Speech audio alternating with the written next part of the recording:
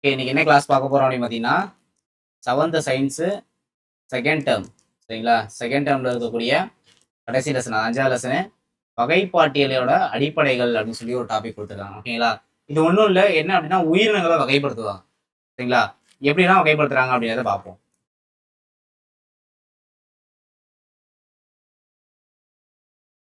இப்போ எக்ஸாம்பிள் என்ன சொல்லலாம் அப்படின்னா, எக்ஸாம் பாயிண்ட் ஆஃப் வியூலே பார்ப்போம். சரிங்களா? எக்ஸாம் பாயிண்ட் ஆஃப் வியூ என்ன மாதிரி கொஸ்டின்ஸ்லாம் கேட்பாங்க அப்படின்றத வச்சே நம்ம பார்த்துருவோம்.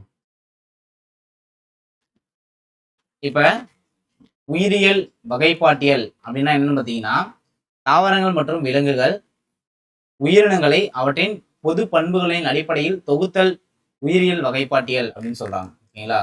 அதாவது பொது பண்புகள் அடிப்படையில வகைப்படுத்தணும் அப்படின்னு சொல்றாங்க. ஓகேங்களா? அதுதான் வகைப்பாட்டியல் அப்படின்னு சொல்றாங்க, உயிரியல் வகைப்பாட்டியல்னு. சரிங்களா? நெக்ஸ்ட், ஒரு உயிரினத்தை வந்து பார்த்தோம்னா 2 பகுதியா பிரிப்பாங்க. இப்போ எக்ஸாம்பிள் சொல்லணும் அப்படின்னா, முதுகெலும்பு உடையவை, முதுகெலும்பு அற்றவை அப்படின்னு 2ஆ பிரிக்கலாம். உடல் வெப்பநிலையோட அடிப்படையில 2ஆ பிரிக்கலாம். ரத்த வெப்ப விலங்குகள், குளிர் ரத்த விலங்குகள்னு சொல்லி 2ஆ பிரிக்கலாம். இல்லை இறகு உள்ள விலங்குகள், செதில் உள்ள விலங்குகள் அப்படின்னு சொல்லி நிறைய டைப்ல பிரிக்க முடியும் அப்படின்னு சொல்றாங்க. ஓகேங்களா? நெக்ஸ்ட், வகைப்பாட்டியோட அடிப்படை, அதாவது ஒரு வகைப்படுத்துவதற்கான அடிப்படை என்ன அப்படின்றத பார்ப்போம். சரிங்களா? உயிரினங்கள் ரொம்ப எண்ணிக்கையில் ரொம்ப அதிகமா இருக்கு. சரிங்களா? அது நமக்கே தெரியும். அதை வந்து பார்த்தோம்னா ஒரு தொகுப்புகளா வந்து பார்த்தோம்னா வகைப்படுத்தணும் அப்படின்றது வந்து அவசியமா அது இப்போ வந்து தேவைப்படுது அப்படின்னு சொல்றாங்க. ஓகேங்களா? அந்த உயிரினங்களுக்கு கிடைக்கக்கூடிய அந்த பண்புகள் வந்து ஒரு ஒத்தத்தன்மை இல்லை வந்து வேறுபாட்டோட அடிப்படையில வகைப்படுத்தணும் அப்படின்னு சொல்றாங்க. ஓகேங்களா? உயிரினங்களுக்கு இடையில இருக்கக்கூடிய அந்த ஒற்றுமை வேற்றுமைகளை பிரிக்கணும் அப்படின்னு சொல்றாங்க. ரைட்டா? இப்போ எக்ஸாம்பிள் சொல்லணும் அப்படின்னா, வகைப்படுத்துதல் அப்படின்றத பார்த்தோம் அப்படின்னா 2 டைப்ல நம்ம வகைப்படுத்தலாம் அப்படின்னு நம்ம சொல்லி முன்னாடியே பார்த்துருந்தோம். முதல்ல யார் வகைப்படுத்துறது அப்படின்னு பார்த்தீங்கன்னா, அரிஸ்டாட்டில் அப்படின்றவர் தான் முதல்ல வகைப்படுத்துறாரு. சரிங்களா? அரிஸ்டாட்டில் அப்படின்றவர் தான் என்ன பண்றாரு, முதல்ல 2400 ஆண்டுகளுக்கு முன்பு வாழ்ந்தவர் இவரு. இவர் இந்த உருவாக்குன அந்த தொகுப்பு அமைப்பு இவர் இறந்து 2000 ஆண்டுகளுக்கு பிறகுதான் பயன்பாட்டுக்கு வந்துச்சு. இவர் எப்படி பிரிச்சிருக்காருன்னா, தாவரங்கள் மற்றும் விலங்குகள் அப்படின்னு சொல்லி பிரிச்சதே இவர் தான். அனைத்து உயிரினங்களையும் என்ன பண்றாரு, தாவரங்கள் விலங்குகள்னு பிரிச்சிருக்காரு. அந்த விலங்குகளையும் எப்படி பிரிச்சிருக்காருன்னா, ரத்தமுடைய விலங்குகள், ரத்தமற்ற விலங்குகள்னு சொல்லி பிரிச்சிருக்காரு விலங்குகள்ல. இறுதியா என்ன பண்றாருன்னா, அந்த விலங்குகளை இடப்பெயர்ச்சியோட அடிப்படையில நடக்கிறது, பறக்கிறது, நீந்துறது அப்படின்னு சொல்லி 3ஆ பிரிச்சிருக்காரு. சரியா? முதல்ல தாவரங்கள் விலங்குகள்னு பிரிச்சாரு, அப்புறம் விலங்குகளை 2ஆ பிரிச்சாரு, ரத்தம் உடைய விலங்கு, ரத்தம் அற்ற விலங்குன்னு சொல்லி பிரிச்சாரு, அப்புறம் அதுக்கு கீழே 3ஆ பிரிக்கிறாரு. எப்படி நடப்பது, பறக்கிறது, நீந்துறது அப்படின்னு சொல்லி 3ஆ பிரிக்கிறாரு. யார் அப்படின்னா அரிஸ்டாட்டில். ரொம்ப இம்பார்ட்டன்ட், பாக்ஸ் கொஸ்டின் கேட்பாங்க. ரைட்டா? அதுக்கப்புறம் சிம்பிளா பார்த்தோம் அப்படின்னா விலங்குகளை எப்படி வகைப்படுத்தலாம் அப்படின்னு பார்த்தோம்னா, முதுகெலும்பு உள்ளது, முதுகெலும்பு அற்றது அப்படின்னு சொல்லி வகைப்படுத்தலாம். சரிங்களா? இந்த முதுகெலும்பு உள்ளதுல வெப்ப ரத்த விலங்கு, குளிர் ரத்த விலங்குன்னு 2ஆ வகைப்படுத்த முடியும். வெப்ப ரத்த விலங்குகள்ல பாலூட்டிகள், பரப்பனன்னு சொல்லி பிரிக்கலாம். பாலூட்டிகள்ல கரடி, புலி, திமிங்கலமும் பாலூட்டி தான். பாலூட்டிலே மிகப்பெரிய விலங்குனா திமிங்கலம் தான். அதே மாதிரி பரப்பனல நெருப்புக்கோழி, மயில், கழுகு இதெல்லாம் பார்க்கலாம். இந்த குளிர் ரத்த விலங்குகள்ல மீன்கள், இருவாழ்விகள், மீன்கள், ஊர்வன, இருவாழிகள் இப்படி சொல்லி பிரிக்கலாம். மீன்கள் என்னன்னா சால்மன் மீன், பொன் மீன், கப்பி மீன்லாம் வரும். ஊர்வனில் ஆமை, முதல, பாம்பு இதெல்லாம் ஊர்வனை தான். சரிங்களா? இருவாழ்விகள்ல தவளை, தேரை, நியூட்டு இதெல்லாம் வரும். சரிங்களா? அப்புறம் வேற என்ன பார்க்கலாம்னா, முதுகெலும்பு அற்றதுல ஓகேங்களா, கால்களே இல்லாததை பார்க்கலாம். கண்டங்கள் உள்ள கால்கள் இப்படி பிரிக்கலாம். 3 ஜோடி கால் எதுக்கெல்லாம் இருக்குன்னா, எறும்பு, கரப்பாம்பூச்சி, வண்டு. 3க்கு மேற்பட்ட ஜோடினா தேளுக்கு, செலந்திக்கு, மரவட்டைக்கெல்லாம் 3 ஜோடிக்கு மேற்பட்டது இருக்கும். ஓகேங்களா? கால் அற்றதுல புழு போன்றது இருக்கும், புழு வடிவ அற்றது இருக்கும். புழு போன்றதுன்னா நமக்கு மண்புழு, அட்டெல்லாம் புழு மாதிரி இருக்கும், அதெல்லாம் தெரியும். இப்போ புழு அற்றது, கல்லீரல் புழு, தட்டை புழு, புழு வடிவம் அற்றது. ஓகேங்களா? ஸோ இந்த பாக்ஸ் மட்டும் தெளிவாக பார்த்துங்க. இதுல இருந்து கொஸ்டின்ஸ் வந்து நம்ம எதிர்பார்க்கலாம். ஓகேங்களா? அடுத்து பார்க்கலாம்.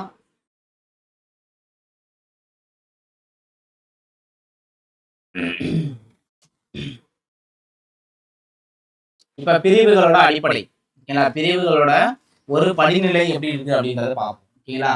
இந்த பிரிவுகளின் படிநிலை அப்படின்றது வகைப்பாட்டியல் பிரிவுகளை மற்ற உயிரினங்களோட அவற்றிற்குள்ள தொடர்பினை இறங்கு வரிசையில அமைக்கக்கூடிய ஒரு முறை. சரிங்களா? இப்ப லினேயஸ், கரோலஸ் லினேயஸ் தான் ரொம்ப இம்பார்ட்டன்ட். ஏன் அப்படின்னா இவர் தான் வந்து பார்த்தோம்னா இவரோட முறை தான் அறிமுகப்படுத்தியிருக்காங்க. இவர் கண்டுபிடிச்ச முறை. அதே மாதிரி என்ன கண்டுபிடிச்சாரு அப்படின்னா வகைப்பாட்டியலோட 7 முக்கிய படிநிலைகளை கண்டுபிடிச்சாரு. உலகம், தொகுதி, வகுப்பு, வரிசை, குடும்பம், பேரினம், சிற்றினம். இப்போ வகைப்பாட்டியலோட அடிப்படை அலகு சிற்றினம். இது ரொம்ப ரொம்ப இம்பார்ட்டன்ட்பா. இது வந்து யார் பண்ணது அப்படின்னா கரோலஸ் லின்னேயஸ். அதனாலதான் வகைப்பாட்டியலின் தந்தை அப்படின்னு சொல்லுவாங்க இவரை. சரிங்களா? அப்ப இதுல சிறிய அடிப்படை அலகு அப்படின்னா சிற்றினம் தான். பெருசு அப்படிங்கன்னா உலகம். ஓகேங்களா? சிற்றினம், பேரினம், பேரினம் சேர்ந்த குடும்பம், குடும்பத்துக்கு அப்புறம் வரிசை, அப்புறம் வகுப்பு, தொகுதி, அதுக்கப்புறம் உலகம். ஆக்சுவலா இதுல வந்து பாத்தீங்க அப்படின்னா நிறைய பொது பண்புகள் பிரிவுகள்னு சொல்லி கொடுத்துருக்காங்க. ஓகேங்களா? இதுவரையும் வந்து பாத்தீங்கன்னா இதுல இருந்து கொஸ்டின்ஸ் வந்து நம்ம எக்ஸாம்ல கேட்டது இல்லை. சரிங்களா? இருந்தாலும் இதை பார்க்கணும் அப்படின்னா ஜஸ்ட் ஒன்ஸ் ரீட் பண்ணிங்க. ஓகேங்களா? இது என்னதான் நீங்க படிச்சாலும் மறந்து போயிடும் உங்களுக்கு. இந்த பாக்ஸ் மொத்தம் வந்து பாத்தீங்கன்னா 9 இருக்குன்னு நினைக்கிறேன். 4, 5, 6, 7, 8, 9 இது இல்லாம 14 இருக்கும். ஆமா, ஓகே ஓகே 14 இருக்கு. ஓகேங்களா? 14 இருக்குல்ல. இந்த 14ஐயும் பார்த்தீங்கன்னா ஜஸ்ட் ரீட் பண்ணுவீங்க. ஏன்னா இப்போ நீங்க இந்த வகுப்பு பாலிட்டியில மாம் மெலியா அப்படிலாம் படித்தா மறந்து போயிடும். ஸோ அப்பப்போ என்ன பண்ணால் எடுத்து பார்த்துங்க. இதுல கொஸ்டின் ரேர் தான், இது வரையும் கேட்டது இல்லை. சரிங்களா? இதுக்கு வரக்கூடிய எக்ஸாம்லையும் கேட்க மாட்டாங்க. சப்போஸ் உங்களை கஷ்டப்படுத்தணும், டஃபாக கேட்கணும் அப்படின்னு நினைச்சாங்க அப்படின்னா இதுலேருந்து எழுதலாம். கேட்டாலும் பொறுத்துக்களை தான் கேட்பாங்க. ஒன்னே நேரம்லாம் கேட்க மாட்டாங்க. ஸோ பொறுத்துக்களை கேட்டாலும் நமக்கு ஓரளவு கெஸ் பண்ணி ஆன்சர் பண்ணுற மாதிரி இருக்கும். சரிங்களா? இந்த 14 எப்படி பிரிச்சிருக்காங்க அப்படின்னா இதுல தான் பிரிச்சிருப்பாங்க. இதுல இருக்கு பாத்தீங்களா? இதுல இருந்து பிரிச்சிருப்பாங்க. முதுகெலும்பு உள்ளது, முதுகெலும்பு அற்றது இல்லை. இதுல இருந்து கொண்டு வந்திருப்பாங்க 14. சரிங்களா? சரி, சும்மா ஜஸ்ட் பார்த்து நுண்ணுக்கி மூலம் பார்க்கக்கூடியது. இப்போ வந்து ஒரு சில உயிரினம் கொடுத்துருக்காங்க. அமீபா அப்படின்னா பாராமிசியம். அந்த மாதிரி ஏதாச்சும் கெஸ் பண்ணி பார்த்து வச்சுக்கலாம். சரிங்களா? இல்லை ஷார்ட்கட் எதுவும் போடுறது மாதிரி இருந்துச்சு அப்படின்னா நீங்கள் போட்டுங்க. ஓகேங்களா? மேக்ஸிமம் என்ன கேட்டிங்க அப்படின்னா இது இம்பார்ட்டன்ட் இல்லை. சரிங்களா? இல்லை உங்களுக்கு சப்போஸ் டவுட்டாக இருந்துச்சு அப்படின்னா பார்த்துங்க. மேக்ஸிமம் பார்க்க தேவையில்லை. இதுலேயும் கொஸ்டின் வந்ததே இல்லை இது வரையும். அடுத்து பார்ப்போம். அடுத்து நம்ம அங்கே கொடுத்தது தான். பறக்கிறது என்ன, நெருப்பு ஒளி, நீலநாரை, அப்புறம் மனிதன், பாலூட்டிகள் என்ன, துளையுடையீர்கள் என்ன, புலியுடையீர்கள் என்ன, புழுக்கள் என்ன, மெல்லுடையீர்கள் என்னன்னு சொல்லி கொடுத்துருக்காங்க. இதெல்லாம் என்னன்னு சொல்லி கொடுத்துருக்காங்க. இதெல்லாம் நமக்கே தெரியும் தான். சரிங்களா? அடுத்து இதை வந்து பார்த்தீங்க அப்படின்னா பொறுத்துகளை கேட்பாங்க.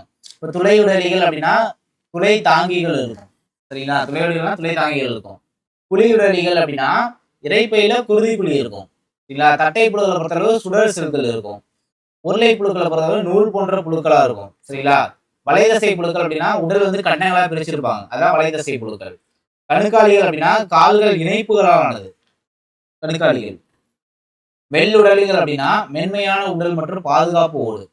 இதெல்லாம் என்ன அப்படின்னு தெரிஞ்சு வச்சுக்கணும். பொறுத்துக்களை கண்டிப்பா கேட்பாங்க. அந்த 14 பாக்ஸ் படிக்கிறீங்களோ இல்லையோ இதை கண்டிப்பா படிச்சிருக்கணும். முட்டோலிகள் அப்படின்னா உடல் சுவற்றில் முட்கள் காணப்படும். முதுகு நான் உள்ளவை அப்படின்னா முதுகு நான் இருக்கும் அதுல. சரிங்களா? இதுதான் பண்புகள்.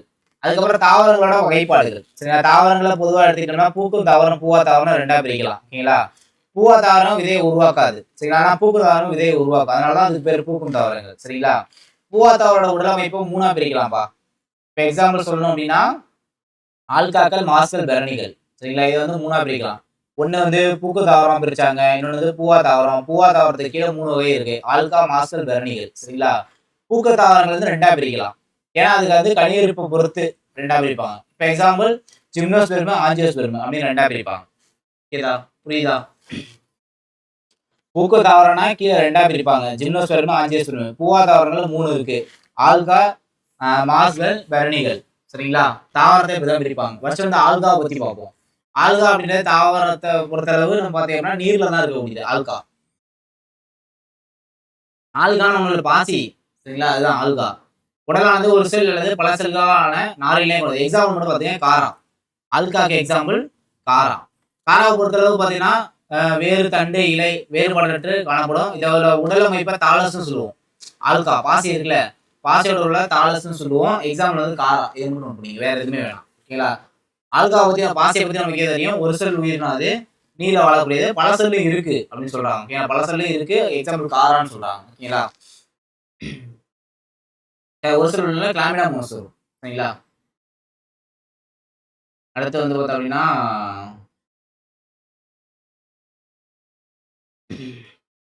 இப்பதான் சொன்னோம், தாவரங்களை விதைகளை உருவாக்காது, விதைகளை வந்து உருவாக்குது. விதைகளை உருவாக்குதுன்னா பூக்கும் தாவரம், இதே விதைகளை உருவாக்குதுன்னா பூவா தாவரம். பூவா தாவரம் சரிங்களா? பூவா தாவரத்துல 3 இருக்கு. மாஸ்கள், பெரணிகள், மாஸ்கள், பெரணிகள், ஆல்காக்கள். ஆல்காவை பொறுத்தளவு வேர் தண்டு இலைன்னு அற்றது. ஓகேங்களா? மாஸ்களை பொறுத்தளவு வேர் தண்டை அமைப்பு உடையது. இதுலயுமே வந்து பார்த்தோம்னா பெரணிகளையுமே வேர் தண்டு இலை உடையது. இது ரெண்டுமே வேர் தண்டு இலையெல்லாம் உடையதுப்பா. பெரணியும் மாஸ்களும். ஆல்காக்கள்ல மட்டும் வேர் தண்டு இலை கிடையாது. ஏன்னா பாசியில கிடையாதுல்ல. அதனால பாசியை பார்த்தீங்கன்னா வேர் தண்டு இலைன்னு சொல்ல பிரிக்க முடியுமா? முடியாது. ஸோ அதனால ஆல்கால மட்டும் கிடையாது, பெரணிலையும் மாஸ்லையும் உண்டு. பூக்க தாவரத்தை 2ஆ பிரிக்கலாம். ஒன்று ஜிம்னோஸ்பெர்ம், இன்னொன்று ஆஞ்சியோஸ்பெர்ம். ஜிம்மு வந்து பார்த்தீங்க அப்படின்னா பூவா தாவரத்தில் வரும், ஆஞ்சியோஸ்பெர்ம் வந்து பூக்க தாவரத்தில் வரும். சரிங்களா? இந்த பூக்க தாவரத்துக்கு கீழே 2 இருக்கு, இருவித்திலை தாவரம், ஒரு வித்திலை தாவரம். புரியுதா? அவ்வளவுதான். இதை மட்டும் நோட் பண்ணீங்க போதும். ஓகேங்களா? அடுத்து இப்ப நம்ம பார்த்தோம்ல மாஸ்கள். மாஸ்கள்ல என்னது? தாவர உடலும் உண்மையான வேர் தண்டு இலைன்னு வேறுபாடு காணப்படும். சரி, வேறுபாடு அற்று காணப்படுகிறது. தாவர உடல் வந்து உண்மையான வேர் தண்டு இலைகள் வேறுபாடு அற்று காண முடியாது. சரிங்களா? நெக்ஸ்ட், இது வந்து நீர்ல விரும்பக்கூடியது, நீர்ல தான் இருக்கும். ஓகேங்களா? இது வந்து ஈரப்பதம் தேவை. இது வந்து இருவாழ்வி தாவரங்களா இருக்கும். ஓகேங்களா? எக்ஸாம்பிள் பியூனேரியா, பியூனினேரியா. ஓகேங்களா? பியூனேரியா. அடுத்து பெரணிகள். பெரணிகளை பொறுத்தவரை வேர் தண்டு இலை அப்படின்னு வேறுபாடு அடைந்து காணப்படும். இலைகள் சிறியதாகவோ பெரியதாகவோ இருக்கும். இது ரொம்ப ரொம்ப இம்பார்ட்டன்ட். ஏன் அப்படின்னா இவை நிலத்துல வந்து முதலில் தோன்றிய நீர்வாழ் தாவரங்கள். ரொம்ப ரொம்ப இம்பார்ட்டன்ட். ஓகேங்களா? இதை மட்டும் நோட் பண்ணீங்க. அடியானோ, எக்ஸாம்பிளுக்கு அடியானோ. சரிங்களா? அடுத்து ஜிம்னோஸ்பெர்ம். ஜிம்னோஸ்பெர்மை பொறுத்தளவு இதுக்கப்புறம்லாம் எல்லாமே அது வேர் தண்டு மற்றும் இலைகளை வந்து உடையது, உண்மையான இது வந்து இருக்கும். ஓகேங்களா? ஏன்னா தாவரம் மாதிரியே இருக்கும் பார்க்கறதுக்கு. ஓகேங்களா? ஜிம்னோஸ்பெர்ம் எக்ஸாம்பிள் வந்து பார்த்தீங்கன்னா பைனஸஸ் சைக்கஸ். இதை பொறுத்தளவு கனிகளை வந்து உருவாக்காது. ஓகேங்களா? சூப்பை அற்றவை எனவே இவை கனிகளை வந்து உருவாக்காது. ஆனால் ஆஞ்சியோஸ்பெர்ம் அப்படி கிடையாது, கனிகளை உருவாக்கும். ஓகேங்களா? கனிகளை உருவாக்கும். வேர் தண்டு இலை என்ன வேறுபாடுகள்லாம் அடைந்து காணப்படும். புள்ளியோட்டம், அழியோட்டம், மகரத்தாள், சூலகோட்டம் எல்லாமே இருக்கும் இதில். ஓகேங்களா? இது வந்து பூக்குதாவரங்கள் வரும். அதனால பெண்ணினப்பெருக்க உறுப்பு சூலகம். ஓகேங்களா? சூலகம் வந்து கனியாக மாறும். சூழ்கள் வந்து விதைகளாகவும் மாறக்கூடியது. வாஸ்குலாரிஸ், சைலம், ஃப்ளோயம், சைல குழாய்கள், ஃப்ளோயம், துணை செல்கள் எல்லாமே இருக்கும்பா இதில். ஆஞ்சியோஸ்பெர்ம் வந்து தற்காலத்தில் வாழும் தாவரங்கள் மிகவும் மேம்பாடு அடைந்தவை. ஓகேங்களா? இப்போ எக்ஸாம்பிள் சொல்லணும்னா ஆஞ்சியோஸ்பெர்ம்ல 2 வகை இருக்கு. அதாவது ஒரு வித்திலையை கொண்ட தாவரங்கள், ஒரு வித்திலை தாவரம். எக்ஸாம்பிள் வந்து நெல். இருவித்திலையை கொண்ட தாவரங்கள், இருவித்திலை தாவரங்களை கொண்டவை. எக்ஸாம்பிள் வந்து புளி. எக்ஸாம்பிள் தான் கொஸ்டின். சரிங்களா? எக்ஸாம்பிள் மட்டும் பாருங்க போதும். அடுத்து 5 உலக வகைப்பாட்டை கொண்டு வந்தது யாரு? Previous question. ஓகேங்களா? 5 உலக வகைப்பாட்டு முறையை கொண்டு வந்து ஆராய்ச்சி விக்டேட்டர் அப்படின்றவர் 1969 வந்து கொண்டு வராது. 5 உலக வகைப்பாட்டை தந்தை இவர் தான். ஓகேங்களா? கேட்பாங்க 5 உலக வகைப்பாட்டை கொண்டு வந்து யாருன்னா ஆராய்ச்சி விக்டேட்டர். எஸ்ஐ கொஸ்டின், எஸ்ஐ 2022 நினைக்கிறேன். ஓகேங்களா? அதில் கேட்ட எஸ்ஐ கொஸ்டின் தான். 2022 மட்டும் செக் பண்ணிக்கிங்க. ஓகேங்களா? கேட்டிருக்காங்க. ஓகேங்களா? 5 உலக வகைப்பாட்டை தந்தை யாருன்னு சொல்லி கேட்டிருக்காங்க. ஆராய்ச்சி விக்டேட்டர். ஓகேவா? இதை எப்படி விசாரம்னா ஃபர்ஸ்ட்ல மொனிரா உலகம். இந்த மொனிரால என்ன இருக்கும் அப்படின்னா புரோகேரியாட்டிக்கு மொனிரா உலகத்துல அடங்கும் அப்படின்னு சொல்றாங்க. ஓகேங்களா? இப்போ எக்ஸாம்பிள்ல வந்து நீல பசும் பாசி மொனிரா வகைக்கு எடுத்துக்காட்டு. பாக்டீரியா, நீல பசும் பாசி இதெல்லாம் வந்து எடுத்துக்காட்டு அப்படின்னு சொல்றாங்க. ஓகேங்களா? அப்புறம் புரோகேரியாட் உயிரினத்தை மொனிரால கொண்டு வராங்க. இது 2 மட்டும் நோட் பண்ணிங்க, வேற எதுவும் வேணாம்.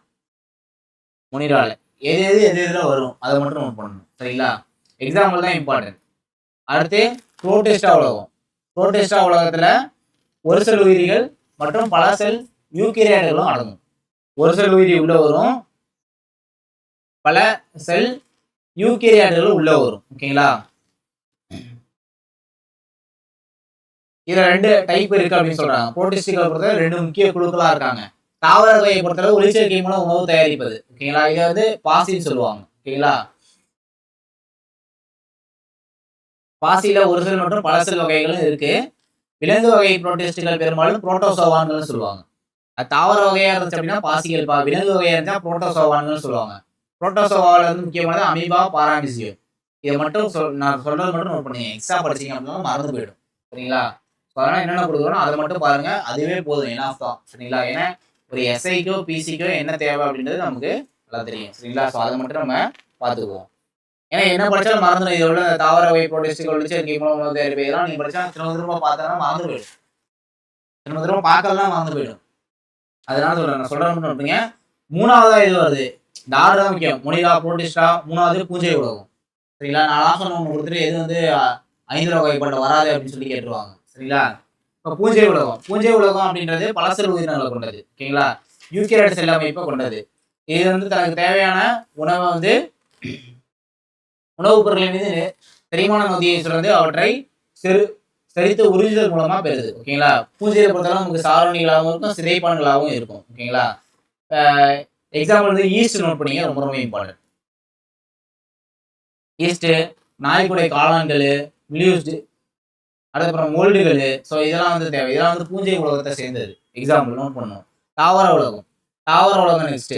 தாவர உலகத்தை பொறுத்தளவு யூகேரியட்டுகளை கொண்டது ஓகேங்களா. இது வந்து ஒளிச்சேர்க்கை செஞ்சு உணவு தயாரிக்கக்கூடியது. எண்ணெய் கொழுப்பின் வடிவமாகவும் சேமிக்கப்பட்ட உணவுகளாகவும் இருக்கு. ஒளிச்சேர்க்கை செய்யக்கூடியதுப்பா. தாவரம் எல்லாமே இதுல வந்துடும். அதுதான் தாவர உலகம் சரிங்களா. தாவரங்கள் எப்படி இருப்பாங்க, பூக்கு தாவரங்கள் எல்லாமே இதுல அடங்கும். மாஸ்கல் பரணிகள் இப்ப பார்த்த எல்லாமே வரும். மாஸ்கல் பரணிகள், பூக்கு தாவரங்கள் எல்லாமே இது உள்ள கொண்டு தரலாம். அதுக்கப்புறம் விலங்கு உலகம். விலங்கு உலகம்னா விலங்கு எல்லாமே வந்துடும் உள்ள. விலங்குகள் யூகேரியட் செல்லுடைய பலசல் உயிரினங்கள் நமக்கு தெரியும் ஓகேங்களா. விலங்கு செல்ல செல்சோர் இல்லை, இப்பதான் பார்த்தோம் 3ஆம் கிளாஸ்ல சரிங்களா. அடுத்து விலங்குகள் இடமிட்டு இடநகரம் தன்மை கொண்டது. மீன்கள், இருவாழ்விகள், ஊர்வன, பறவைகள், மனிதன், பாலூட்டிகள் இது எல்லாமே விலங்கு உலகத்தை சார்ந்ததுதான். முதுகெலும்பு உள்ளது. முதுகெலும்பு அற்றதுல வந்து பஞ்சுகள், ஜெல்லி மீன், இது எல்லாமே நட்சத்திர மீன், இதெல்லாம் வந்து தான் முழுங்கெலும்பு அற்றது. இது எல்லாமே விலங்கு உலகத்துல வரும். முதுகெலும்பு உடையது, முதுகெலும்பு அற்றதுன்னு சொல்லி 2ஆ பிரிச்சிருப்பாங்க சரிங்களா. வேற என்ன இருக்கு இதுல, இது அப்படியே ஒரு பாக்ஸ் மாதிரி கொடுத்துருக்காங்க. ஜஸ்ட் நீங்க சும்மா ஞாபகம் வச்சுங்க, மைண்ட்ல இருந்தா ஓகே, இல்லாம பிரச்சனை இல்லை. இதுல இருந்து கொஸ்டின் வந்தது இல்லை இந்த பாக்ஸ்ல இருந்து சரிங்களா. 5 வகைப்பாட்டுல மொனிரா ஃபர்ஸ்ட், 2வது புரோட்டிஸ்டா, பூஞ்சை, பிளான்ட், அப்புறம் வந்து அனிமேலியா. இந்த பேர் வேற மாதிரி கொடுக்குறாங்க பார்த்தீங்களா, பிளான்ட் அனிமேலியா. ஸோ அந்த மாதிரி நோட் பண்ணிக்கணும் சரிங்களா. ஏன்னா விலங்குலகம் இல்லாம அனிமேலியா கொடுத்துருவாங்க. மொனிரால ஒரு சில உயிரினங்கள் வரும், புரோகேரியட்டுக்குள்ள வந்துடும். புரோட்டிஸ்டால ஒரு சில உயிரினங்களும் யூகேரியட்டுக்கு உள்ள வரும். பூஞ்சைகளை பொறுத்தளவு பலசல் உயிரினமாக இருக்கும், பச்சை மற்ற யூகேரியட்டாகவும் இருக்கும். பிளான்ட்ல வந்து பிளான்ட் எல்லாமே உள்ள வந்துடும், விலங்குல வந்து விலங்கு எல்லாமே வந்துடும் சரிங்களா. இந்த எக்ஸாம்பிள் மட்டும் பார்த்துருக்கீங்க, எடுத்துக்காட்டு உயிரினங்கள். எடுத்துக்காட்டு உயிரினங்கள் மட்டும் பார்த்தா போதும். அப்புறம் 5 வகைப்பாடான நிறைகள். இந்த வகைப்பாட்டு அமைப்பானது அறிவியல் ரீதியாகவும் இயற்கையின் முறைப்படியும் அமைந்துள்ளதுன்னு சொல்லி கொடுத்துருக்காங்க. இதெல்லாம் ஜஸ்ட் நீங்க ரீட் பண்ணாலே போதுப்பா. ஜஸ்ட் ரீட் பண்ணுங்க, வேற இதுல அவ்வளவு இம்பார்ட்டன்ட் இல்லை சரிங்களா. நிறைகள் என்னன்னு சொல்லி கொடுத்துருப்பாங்க, குறைகள் கொடுத்துருப்பாங்க. குறைகள் மட்டும் பாருங்க, வைரஸ்க்கு இடம் கொடுத்துருக்க மாட்டாங்க. வைரஸ்களுக்கு இந்த வகைப்பாட்டில் வந்து முக்கியத்துவம் கொடுத்துருக்க மாட்டாங்க. ஸோ அது இம்பார்ட்டன்ட் சரியா.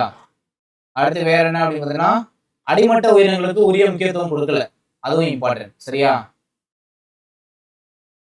அவ்வளோதான், இது 2 மட்டும் நோட் பண்ணீங்க, 2 மட்டும் பார்த்தா போதும். அப்புறம் வந்து இருசொல் பயிரிடுதல் ரொம்ப ரொம்ப இம்பார்ட்டன்ட். காஸ்பர்ட் பாகின் இவர் தான் கொண்டு வந்தார். இருசொல் பயிரிடுதலை யார் கொண்டு வந்தது அப்படின்னா, காஸ்பர்ட் பாகின் 1623 கொண்டு வராரு. ஆனால் அதை நடைமுறைப்படுறது கார்லோஸ் லின்னேயஸ்.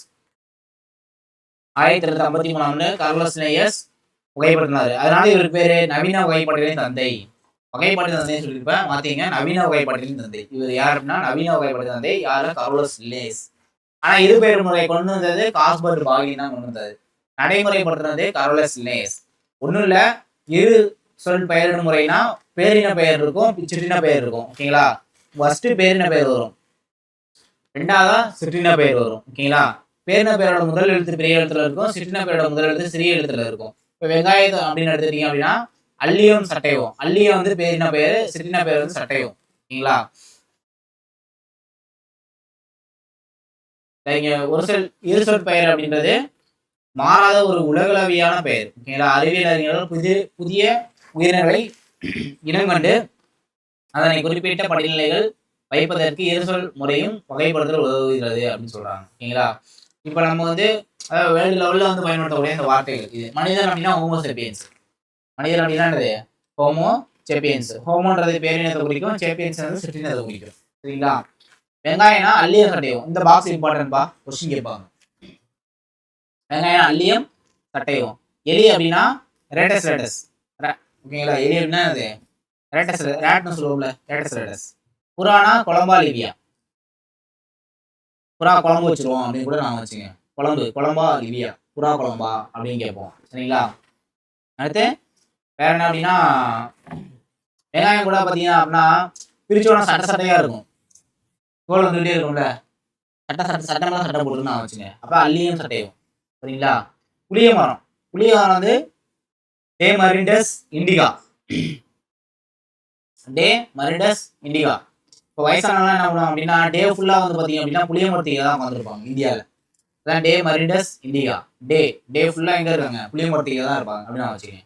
அடுத்து எலுமிச்சைனாலே சிட்ரஸ் தான் இருக்குன்னு தெரியும். அரண்டி போலியா, ஓகேங்களா. அரண்டி போலியா அப்படின்னு சொல்லி கொடுத்துருக்காங்க எலுமிச்சை பழத்துக்கு. ஓகேங்களா. இன்னொன்று சிட்ரஸ் வரும், இது வந்து அரண்டிஸ் போலியோ மாதிரி வந்து எலுமிச்சை ஜூஸ் குடிச்சிருக்காங்க ஞாபகம் வச்சுக்கலாம். சரிங்களா. அடுத்து வேப்ப மரம் அசாடி ரேக்டா இண்டிகா. சரிங்களா. அசாடி ரேக்டா இண்டிகா வேப்ப மரம். சரிங்களா. அடுத்து தவளை ராணா எக்ஸா டாக்டைலா தவளைக்கு. தேங்காய் காக்கஸ் மியூசிபெரா. ஓகேங்களா. காக்கஸ் மியூசிபெரா. தேங்காய் அப்படின்னாலே நியூவாக தான் இருக்கணும், இல்லைன்னா பழசாக அழிவிடும் அப்படின்னு மியூசிபெரா. நெல்லுனாலே நமக்கு தெரியும் ஒரேசா சட்டைவா, சின்ன வயசுல நம்ம படிச்சிருந்துருப்போம். சரிங்களா. நெல்லுலாம். மீன்னா கட்லா மீனா வச்சுக்கோங்க. சரிங்களா. ஆரஞ்சு சிட்ரஸ் தான், ஆனால் சைலன்சிஸ், ஆரஞ்சு சைலன்சிஸ். சரிங்களா. இஞ்சி வந்து ஜிஞ்சிபர் தெரியும் நமக்கு, ஜிஞ்சி. பப்பாளி வந்து பப்பாயான்னு இருக்கும். பேரிச்சை வந்து ஃபோனிக்ஸ் டாக்டைலிஃபெரா. சரிங்களா. இதுக்கு கொஸ்டின் கேட்பாங்கப்பா, அதனால் நான் வச்சுங்க. நெக்ஸ்ட் நம்ம என்ன கொடுத்தோமோ நினைவு கொள்கை அப்படியே இருக்கும். இந்த நினைவு கொள்கை பார்த்துருக்காங்க, கைப்பாட்டியெல்லாம் என்னென்னு கொடுத்துருப்பாங்க. செட்டினம் அப்படின்றத அடிப்படை அழகு சொல்லியிருப்பாங்க. அப்புறம் முதுகெலும்பு உள்ள விலங்கு, முதுகெலும்பு அற்ற விலங்கு. இந்த இடத்துல கொடுத்துருப்பாங்க பாருங்களேன். இப்போ முதுகெலும்பு அற்றவை வந்து 9 தொகுதிகளாக பிரிச்சிருப்பாங்க. ஓகேங்களா. முதுகெலும்பு உடையதை 5 வகுப்புகளாக பிரிச்சிருப்பாங்க. 9 + 5 14. இந்த 14 தான் இந்த பாக்ஸில் கொடுத்துருப்பாங்க. சரிங்களா. புரிஞ்சதா. முதுகெலும்பு அற்றதை 9ஆக பிரிச்சிருப்பாங்க, முதுகெலும்பு உடையதை 5 வகுப்புகளாக பிரிச்சிருப்பாங்க. 9 + 5 14. இந்த 14 இந்த பாக்ஸில் கொடுத்துருப்பாங்க. பாக்ஸ்ல கொஸ்டின் இது வரையும் வந்தது இல்லை. சரிங்களா. நம்பி படிக்கலாம், மற்ற கொஸ்டின் கேட்டுருவாங்க. நான் அப்புறம் வேற என்ன சொன்னோமோ அதுலேயே கொஸ்டின் கேட்பாங்க. தாவரங்கள் பூக்கா தாவரம்னு சொல்லி வகைப்படுத்தியிருப்பாங்க. அதோட கனியிருப்பத்தை பொறுத்து என்ன சொல்லியிருப்பாங்க அப்படின்னா ஆஞ்சியோஸ்பெர்ம் ஜிம்னோஸ்பெர்ம் அப்படின்னு சொல்லி பிரிச்சிருப்பாங்க. அதையும் நம்ம பார்த்து வந்துருப்போம். சரிங்களா. அப்புறம் என்ன அப்படின்னா ஆராய்ச்சி விக்டேட்டரோட 5 வகைப்பாடு நினைவில் கொள்கையே கொடுத்துருக்காங்க. இந்த கொஸ்டின் இதுதான் எஸ்ஏல கேட்டாங்க 2022. சரியா. அடுத்து 5 வகைப்பாடு சொல்லி பார்த்துருப்போம். மொனிரா புரோடிஸ்டா, பூஞ்சைகள், பிளான்ட், அனிமேலியா. 1923 காஸ்பர் பாகின்னு ஒன்று வந்திருப்பாரு. என்னன்னா இருசொல் பெயரிடும் முறைய அதை அறிமுகப்படுத்துறது கரோலஸ் லின்னேயஸ். அதுக்கப்புறம் என்னது உயிரினங்களை பெயரிட இருசொல் பெயர் முறை சொன்னாங்க. பேரினம் முதலையும் சிற்றினம் பின்னாடியும் சொன்னாங்க. கரோலஸ் லின்னேயஸ் நவீன வகைப்படுத்துறதா தற்கால வகைப்பாட்டில் தந்தைன்னு சொல்லுவாங்க. ஓகேங்களா. புக்காக நான் வீடியோ போட்டுறேம்மா, வீடியோ போடுறேன், இல்லைன்னா குரூப்ல கொடுத்துட்றேன். சரிங்களா. ஸோ இதை மட்டும் நோட் பண்ணிங்க, அவ்வளோதான்.